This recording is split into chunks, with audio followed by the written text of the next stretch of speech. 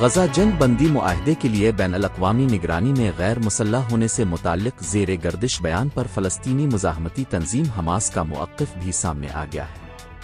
عرب media reports میں دعویٰ کیا گیا ہے کہ حماس نے جنگ بندی معاہدے کے لیے بین الاقوامی نگرانی میں اسلحہ سپرد کرنے پر رضامندی ظاہر کر دی ہے۔ تاہم ترکی میڈیا کے مطابق حماس نے اسلحہ سپرد کرنے سے متعلق خبر کی سختی سے تردید کرتے ہوئے کہا ہے کہ ہم بین الاقوامی نگرانی میں غیر مسلح ہونے کے کسی نقطے پر غور نہیں کر رہے۔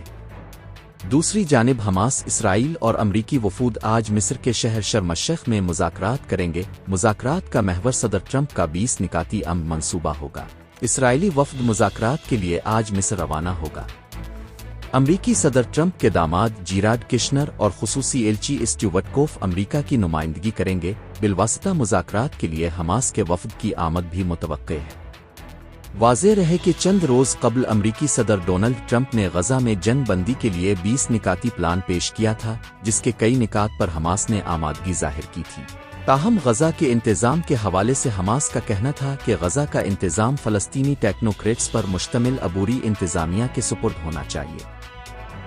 مزید خبروں اور اپ ڈیٹس کے لیے newsbreaktv.com کی ویب سائٹ وزٹ کریں۔